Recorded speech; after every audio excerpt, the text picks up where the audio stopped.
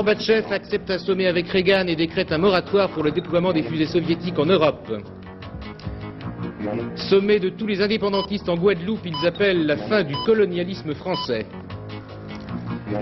Formule 1, Alain Prost commence la saison en beauté, il a remporté le Grand Prix du Brésil.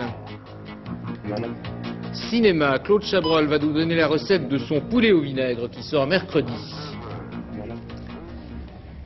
Mesdames, Messieurs, bonsoir. Coup de théâtre pour les relations Est-Ouest. Depuis la nomination de Mikhaïl Gorbatchev à la tête de l'URSS, on s'attendait de sa part à un coup d'éclat. Eh bien, il a choisi le dimanche de Pâques pour le faire, en annonçant tout à l'heure dans une interview à la Pravda, dont le texte a été lu à la télévision, deux décisions importantes. 1.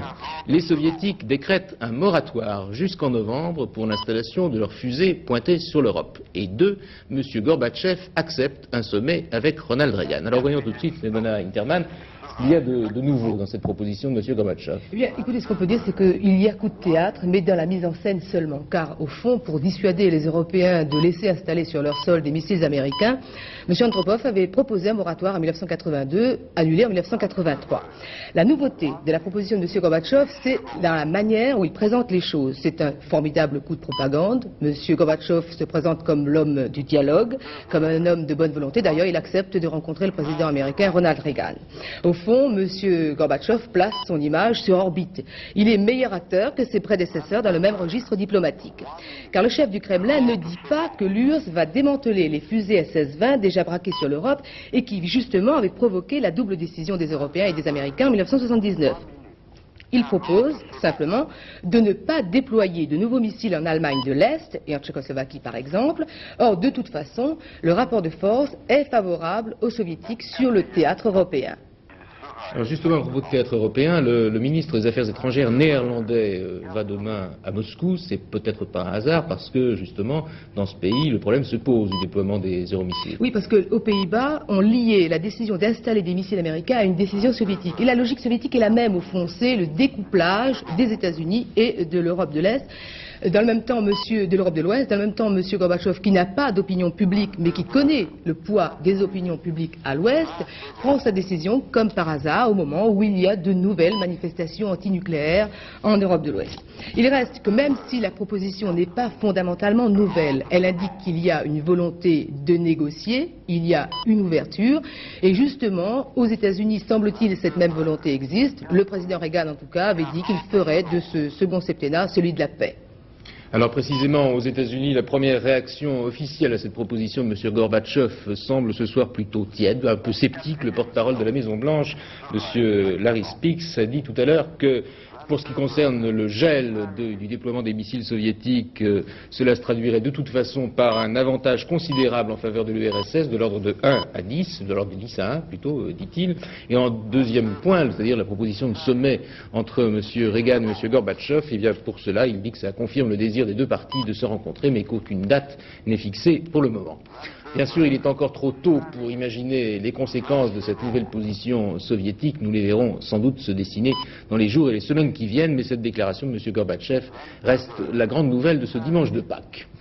Une journée, pour le reste, marquée par les cérémonies religieuses célébrées dans le monde entier, et d'abord, bien sûr, à Rome, où 300 000 personnes ont écouté le pape ce matin et reçu sa bénédiction. Il y avait surtout des jeunes sur la place Saint-Pierre, et Jean-Paul II leur a parlé de la Deuxième Guerre mondiale, pour évoquer les épisodes horribles qu'ils n'ont pas connus. Hélène Rizacher.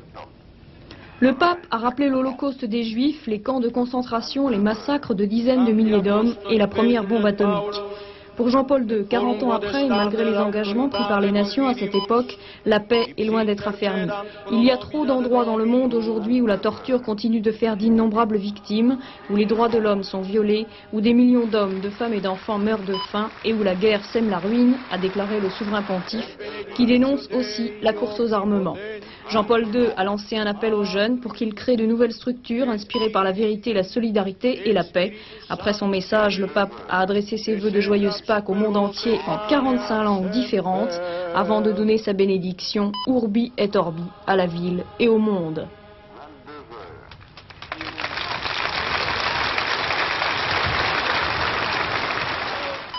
En Afrique du Sud, les émeutes continuent dans les ghettos noirs. Elles ont déjà fait plusieurs dizaines de morts en quelques semaines. Hier soir encore une fois, un jeune homme a été tué par la police dans le sud du pays. Et puis aujourd'hui, le président sud-africain Peter Botha a lancé une contre-offensive pacifique sous la forme de cet immense meeting qu'il a réuni à Moria, dans le nord du pays. Une foule de plus d'1,5 million de personnes, certains disent même 3 millions. Le président leur a expliqué qu'il ne devait pas céder à la tentation de la violence et des émeutes provoquées, dit-il, par une minorité révolutionnaire qu'il appelle les messagers de la terreur. S'adressant aux Noirs, dont l'immense majorité, dit-il, est de tendance modérée, le président sud-africain a promis des réformes à mettre en œuvre dans le calme. Au Soudan, après le coup d'état militaire qui hier a évincé le maréchal Nimeiri, le nouveau pouvoir détenu par le général Sewar al-Daab semble vouloir maintenir le pays dans le camp occidental. Il promet de libéraliser la vie politique et religieuse. Et il a reçu aujourd'hui officiellement l'appui du président égyptien Hosni Moubarak. Les mouvements indépendantistes de tous les territoires et départements français de l'outre-mer ont tenu pour la première fois une réunion commune en Guadeloupe, baptisée par ses organisateurs Conférence des dernières colonies françaises. Ce congrès s'est terminé aujourd'hui. Pendant 3 jours, les mouvements et organisations indépendantistes de la Guadeloupe, de la Martinique, de la Guyane, de la Réunion, de la Nouvelle-Calédonie et de Mayotte ont élaboré diverses résolutions et travaillé en commission sur des questions politiques, économiques et de droit international. Pour les organisateurs de cette conférence, ce rassemblement avait un triple objectif: confronter leurs expériences et coordonner leurs luttes, interpeller l'opinion internationale sur le problème de la décolonisation des Antilles, enfin porter devant les instances internationales, c'est-à-dire l'ONU, cette question de la décolonisation de ce qu'ils appellent les dernières colonies françaises. Outre la lecture de télégrammes et messages de sympathie, les travaux se sont achevés par l'adoption de 2 rapports, l'un politique et l'autre économique, rapports dans lesquels ils ont condamné l'action du gouvernement outre-mer. Il a été décidé de mettre en place une structure de liaison et d'information ayant pour tâche de maintenir le contact permanent entre les organisations indépendantistes d'outre-mer. La conférence dite des dernières colonies françaises s'est achevée aujourd'hui, dimanche, par un grand rassemblement populaire qui a réuni plusieurs milliers de personnes dans la commune d'Anse-Bertrand.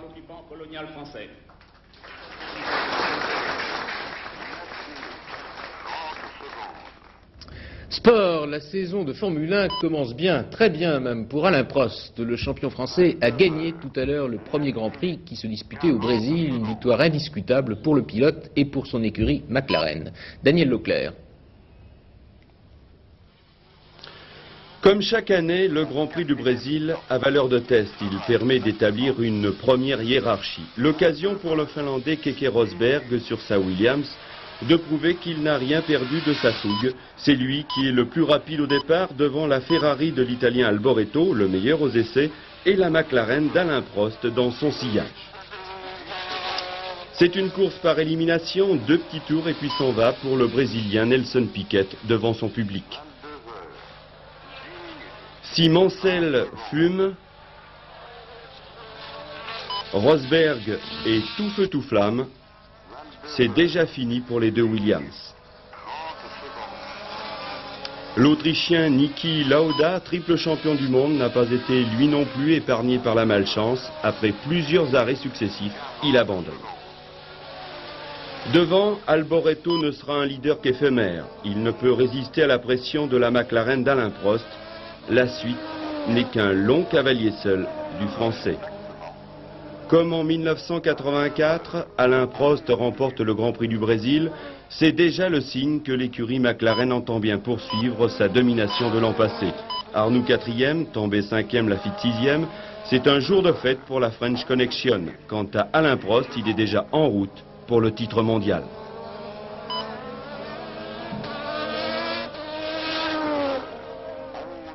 Tennis, pour la première fois de sa carrière, Ivan Lendl vient de remporter le tournoi à l'Open de Monte-Carlo. Au cours de la finale, que vous avez peut-être suivi en direct cet après-midi sur FR3, Lendl a battu le Suédois Mats Wilander en 4 manches, 6-1, 6-3, 4-6 et 6-4.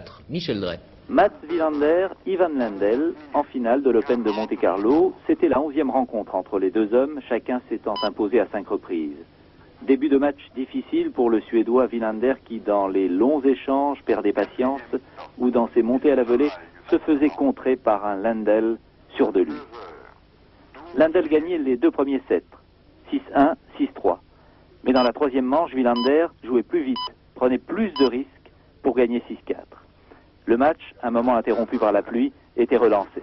À 2-7-1, tout pouvait arriver.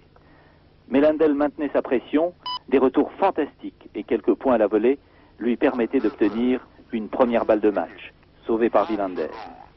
Mais Lendl, malgré quelques contestations, s'imposait dans ce tournoi 85, 6-4 au 4e set. Une première victoire pour Lendl dans cet Open de Monte-Carlo. Quant à Mats Wilander, battu par Sundström l'année dernière, il s'est une nouvelle fois incliné cette année face à Ivan Lendl, un Ivan Lendl plus fort que jamais. Enfin, pour en finir avec le chapitre sportif, la victoire du champion belge Van der Arden dans le Tour des Flandres, une course très arrosée. Vous allez voir, la pluie ne s'est pas arrêtée une minute aujourd'hui.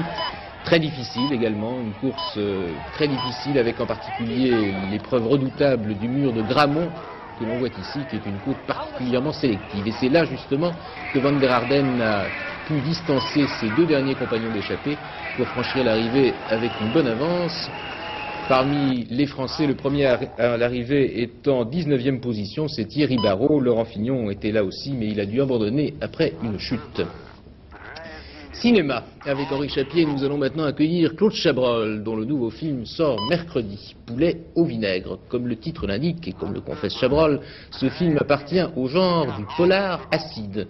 Et vous allez le comprendre tout de suite à travers cet extrait qui met en présence Jean Poiret, l'inspecteur de police, Stéphane Audran et un jeune comédien qu'on découvre, Lucas Belvaux. Et vous allez voir tout de suite que le comportement des personnages semble assez étrange.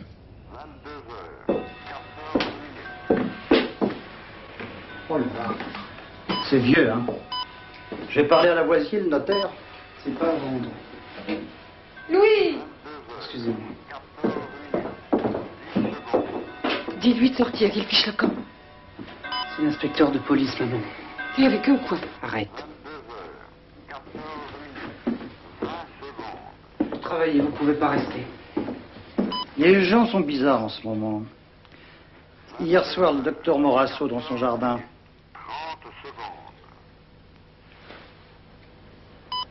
Pardon?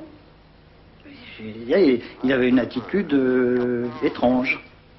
Mais la vieille bonne a l'air très bien. Vous étiez là? Mon petit Cuno, il va falloir vider votre sac. Hein? Je voudrais pas que votre maman entende parler de vos dîners de riches. De vos galipettes. Aïe.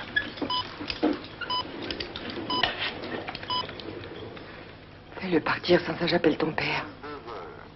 On y va, maman. Madame.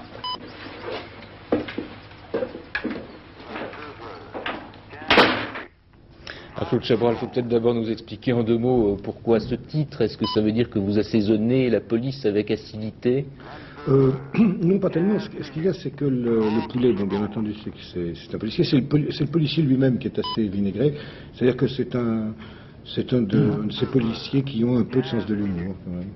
Et ce qui n'empêche pas de faire son travail, et d'une façon parfois un peu vive, mais il a toujours le mot pour rire, si j'ose dire. Par exemple, quand il tabasse quelqu'un, il est plein de sollicitude avec lui ensuite. Enfin, mais il y a quelque chose qui m'a frappé, Claude Chabrol. Tout le monde va dire, et tout le monde en sortant de ce film a dit, ah, c'est un très grand Chabrol, le Chabrol des débuts, d'il y a 10-15 ans, celui qu'on aimait, très noir, très dur. Effectivement, personne n'est épargné, et surtout pas ce que j'appellerais chez vous l'odieuse bourgeoisie, par référence à la rêveuse, qui était odieuse d'ailleurs également. Eh bien, j'aimerais savoir si quelqu'un est épargné malgré tout, parce que tous n'appartiennent pas à la classe des notables. Oui, c'est-à-dire que personne n'est ni attaqué ni épargné. Je crois que, comme tout le monde, chacun des personnages a ses bons moments et ses mauvais. Ce qu'il y a, c'est que même le petit facteur, en définitive, il fait la seule chose qu'un facteur ne doit pas faire, il lit les lettres. Il est l'école, il viole. C'est pas très bien. Enfin, bon. Mais ce qu'il y a, c'est que ce qui m'a plu, c'est que en fait, les méchants étaient punis au niveau de leur méchanceté et comme ils sont tous méchants, ils sont tous punis au niveau de leur méchanceté. Alors, les moins méchants sont moins punis que les plus méchants. C'est assez sain comme... Mais toutefois, dans ce regard un peu pessimiste que vous avez, mais très vivifiant en même temps sur les gens, est-ce que, d'après ce film, selon vous, est-ce que l'argent reste ce mobile effrayant ou est-ce qu'il y a une perversité c'est pas tellement qui est celle d'aujourd'hui? Oui, c'est pas tellement l'argent que moi, ce qui m'intéressait là-dedans, c'était les petits pouvoirs. C'est-à-dire que dans les petites villes comme ça, il y a tout un tas de gens qui ont des petits pouvoirs et qui essaient d'en user et d'en abuser. Alors même, je reprends l'exemple du petit facteur. Le facteur, il a un pouvoir. La preuve, c'est qu'il l'utilise. C'est de connaître la correspondance des gens. Il peut parfaitement lire les lettres. Il ne le fait pas parce qu'on ne doit pas le faire. Mais s'il voulait le faire, il pourrait. Bon. Et donc c'est un pouvoir. Alors là, il y a une accumulation de petits pouvoirs comme ça, et le petit pouvoir de ces notables, alors là, il y a une petite subtilité, c'est que ces notables, dans les années où je les avais décrits auparavant, dans les années 70, ils avaient une espèce de sûreté d'eux qu'ils ont moins maintenant parce que ils avaient l'impression d'être tout le temps protégés. Maintenant, on peut dire qu'ils ne sont pas tout le temps protégés. Et c'est ce qui se passe avec cette société immobilière de... Ils n'ont plus les mêmes blanches. Ils n'ont plus, c'est ça. Voilà. Alors,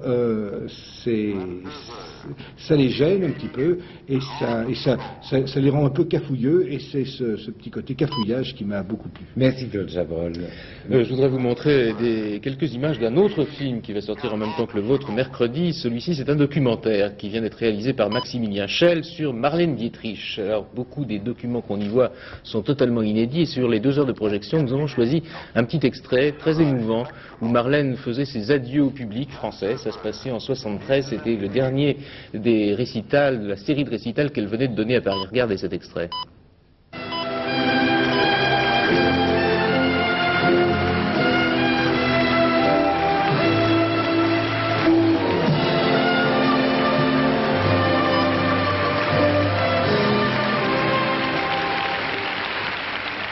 Je dois vous dire adieu, parce que c'est fini. C'était le dernier concert. J'aimerais bien vous dire que vous me faites pleurer. Parce que je vous admire beaucoup. J'ai admiré votre courage pendant la guerre. Je vous aime. Au revoir. C'était pas du chiquet parce qu'on n'a pas revu, effectivement. Tout à fait. J'aimerais simplement dire que c'est un film admirable, mais finalement on n'apprend rien sur Marlène, parce qu'on la voit pas, celle d'aujourd'hui, qui a 85 ans, elle refuse et c'était couru d'avance. C'est ça qui est passionnant, paradoxalement, c'est qu'en fait, elle n'est pas du tout prisonnière de ce mythe. Voilà. Alors une autre grande star française, celle-là est complètement retirée, elle aussi est à l'honneur aujourd'hui, c'est Brigitte Bardot qui vient de recevoir la nomination de chevalier de la Légion d'honneur. La citation était faite aujourd'hui au journal officiel pour 36 ans d'activité cinématographique, c'est ce que disait le journal officiel. On voudrait voir quelques images de Bardot, de son dernier film. Alors peut-être qu'on ne les a pas. En tout cas, Bardot avait tourné pour la dernière fois en 73 avec Nina Companèse. Pour terminer, un opéra, Wozzeck, le premier opéra d'Alban Berg, le compositeur de Loulou, dont on célèbre cette année le centenaire de la naissance. Wozzeck a déjà été monté 2 fois à l'Opéra de Paris. Et il revient à l'affiche avec une nouvelle mise en scène d'une élève de Brecht qui s'appelle Ruth Berghaus. Et le rôle titre est tenu par le baryton Peter Gottlieb, qui est un grand spécialiste de la musique du XXe siècle. Jean-Louis Magalon est allé voir ce nouveau Wozzeck.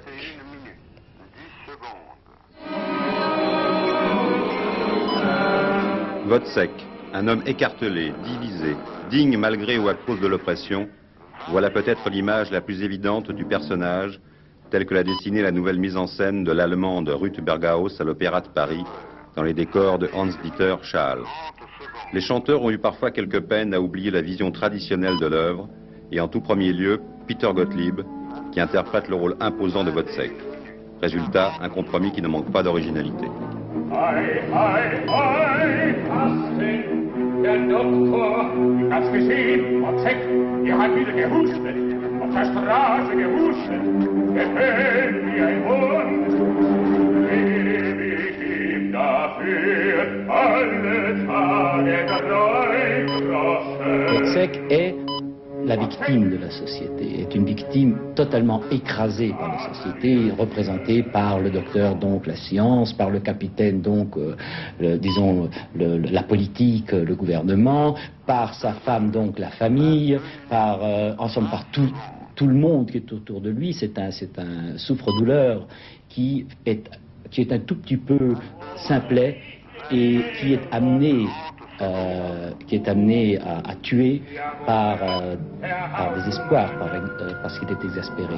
Et Madame Berghaus ne le voit pas du tout comme ça, elle voit exactement le contraire.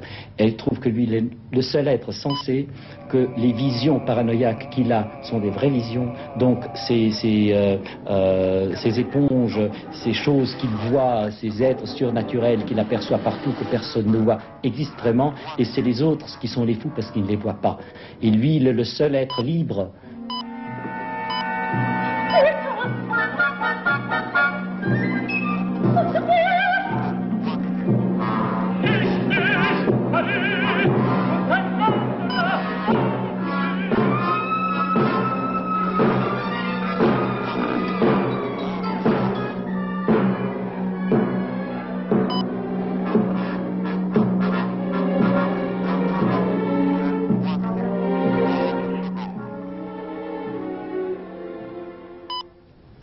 Voilà, pendant Wozzeck, nous avons retrouvé Brigitte Bardot, figurez-vous. Alors, on va la voir. C'était donc dans Colino Trousse-Chemise, c'était en 73, le film de Nina Companès, et c'était effectivement sa dernière apparition à l'écran. Elle n'a plus jamais rien fait au cinéma depuis, et elle n'est plus guère sortie de sa retraite de la Madrague, sa maison de Saint-Tropez, où elle consacre presque exclusivement son temps à la défense des animaux, comme tout le monde le sait. Claude Chabrol, qu'est-ce que vous pensez de cette Légion d'honneur, Brigitte Bardot? Je trouve qu'elle la mérite tout à fait, c'est très bien, je trouve. Vous avez tourné avec elle? Je l'aurais donné autant pour les animaux que... Si, j'ai tourné un jour, parce que j'ai remplacé un metteur en scène qui s'était cassé la gueule. Mais j'ai bien regretté de ne pas... Bon, ça s'est pas trouvé comme ça, mais enfin, on s'aimait bien. Moi, j'aime beaucoup Brigitte. Ça fait longtemps que je l'ai pas vu, parce que faut vraiment aller à Saint-Tropez pour l'avoir. Ou être un animal. Eh bien, à propos d'animaux, justement, le tiercé se disputait cet après-midi à Auteuil. Alors, si vous avez joué le 14, le 21 et le 11, vous avez gagné. Dans l'ordre 184 259 francs 50 et dans un ordre différent 25 329 francs 50 pour 5 francs. Demain, c'est à Longchamp que se disputera le tiercé dans le prix de Plaisance. Sur 25 partants, Monsieur Courtine a choisi le 16, qui sont joker, le 13, le 12, le 4, le 8, le 24 et le 19. La météo pour demain, encore de la pluie sur la moitié nord-ouest du pays demain matin. Dans la journée, la pluie gagnera le Lyonnais et la Franche-Comté. Ailleurs, encore beaucoup de nuages et quelques averses sur la Bretagne. Seules les régions proches de la Méditerranée auront du soleil, mais surtout le matin. Pour les températures, elles seront de saison. La masse nuageuse qui nous recouvre nous protège du froid, dit la météo, et en plus, un courant doux nous arrive du sud-ouest. Demain soir, nous nous retrouverons à 22 h. Dans un instant, au cinéma de minuit, un film policier, mais pas de Chabrol, c'est d'Otto Preminger, Crime passionnel, 1945. Excellente fin de soirée, et avant le cinéma, je vous rappelle les principales nouvelles de ce dimanche de Pâques. Bonsoir et à demain. Gorbatchev accepte un sommet avec Reagan et stoppe provisoirement l'installation de ses fusées en Europe. Les indépendantistes français réunis en congrès en Guadeloupe pour appeler à la fin du colonialisme. Formule 1, Alain Prost remporte le Grand Prix du Brésil, la première grande course de la saison.